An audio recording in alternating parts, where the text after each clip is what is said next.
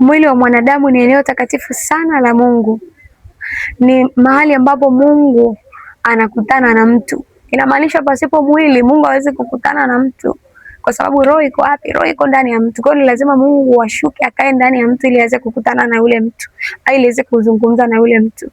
Kwa hiyo mtu anaposhindwa kuheshimu mwili wake, mtu anaposhindwa kuweza mwili wake katika utakatifu, inamaanisha kwamba ameshindwa kumheshimu Mungu. Ndio maana maandiko yanasema hivi ya kwamba hamjui ya kuwa ninyi ni hekalu la Mungu aliye hai, na Roho Mungu anakaa ndani yenu, mlinunuliwa kwa damu ya thamani. Kwa hiyo anataka nini Mungu? Anasema mtukuzeni Mungu kwa miili yenu. Inamaanisha kwamba alivyompa mwanadamu mwili, alimwekea mwili kwa ajili ya ibada, alimwekea mwili kwa ajili ya kumtukuza. Hekalu siku zote, hekalu ni kwa ajili ya ibada. Inamaanisha mahali ambapo Mungu, mwanadamu anaenda kukutana na Mungu. Kwa hiyo tunapolitazama hekalu tunatazama ibada, tunapotazama mwili wa mwanadamu tunatazamia ibada. Kwa hiyo kama ule mwili haupo katika eneo la usafi, ni ngumu sana mtu kukutana na Mungu. Leo hii unakuta mtu anataka baraka za Mungu, wakati huyo mtu ni mwasherati, huyo mtu ni mzinzi, huyo mtu ni mlevi, huyo mtu ni mwongo, huyo mtu ana uchafu wa kila aina, bado hajaweza kuutunza mwili wake. Kwa hiyo ni ngumu sana. Maana yake Mungu hawezi kushuka katika hekalu ambalo ni chafu. Mungu hawezi kushuka mahali ambapo ni chafu. Yaani Mungu aguse maisha yako ya nje, ni lazima awe ameketi ndani yako kwanza. Ni lazima yeye awe amekaa ndani yako kwanza, ndipo anapokaa ndani yako ndo anabadilisha maisha yako. Kwa hiyo mtu anaposhindwa kuweza mwili wake, anaposhindwa kuutunza mwili wake, inamaanisha kwamba ameshindwa kupokea baraka za Mungu. Inamaanisha mtu ambaye hawezi kutunza mwili wake, maana yake hawezi kutunza uwepo wa Mungu, hawezi kutunza baraka za Mungu, hawezi kutunza uwezesho wa kimungu. Kwa hivyo Mungu anataka mtu aulinde mwili wake kwa ajili ya ibada, lakini kwa ajili ya matokeo binafsi ya yule mtu. Sasa namna gani huyu mtu anaweza kalinda mwili wake? Kitu cha kwanza, lazima utafute sana uwepo wa Mungu. Uwe mtu wa kutulia magotini, mtu wa kuomba, kwa sababu bila wingu ni ngumu sana kutembea na Mungu. Ni ngumu sana kutembea katika utakatifu bila Mungu mwenyewe kuhusika, bila yeye mwenyewe uwepo wake kwenda na wewe katika kila unachokifanya. Ni ngumu sana kuweza kuepuka distractions za kila aina. Kwa hiyo kutafuta sana uso wa Mungu, kutafuta sana uwepo wa Mungu. Lakini ndio maana Biblia inasema ombeni msije mkaingia majaribuni, maana yake ni msije mkaingia kwenye majaribu ya dhambi.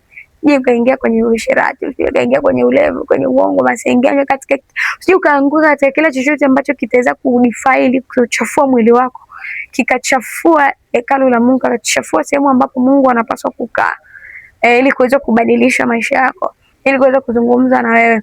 Sasa kitu cha pili, lazima uwe na neno la Mungu. Usipolisoma neno la Mungu ni ngumu. Daudi anasema moyoni mwangu nimeliweka neno lako ili nisije nikakutenda dhambi. Maanisha kwamba bila neno la Mungu ni ngumu sana mwanadamu kujizuia.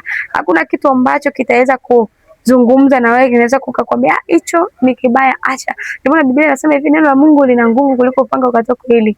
Alafu inasema hivi, li jepesi hata kujua makusudio ya moyo. Inamaanisha kabla hujataka kutenda chochote kile, neno la Mungu limeshapita, limekuchunguza, limeshakagua unataka kwenda kuanguka kwenye kitu fulani. Kwa neno la Mungu linakuwa ni jepesi sana kukuzuia au kukualert kwamba this is wrong. Lazima mtu mwamini ajaze neno la Mungu ndani yake ili kuweza kuweka mwili wako katika utakatifu, ili kuweza kuulinda mwili wako.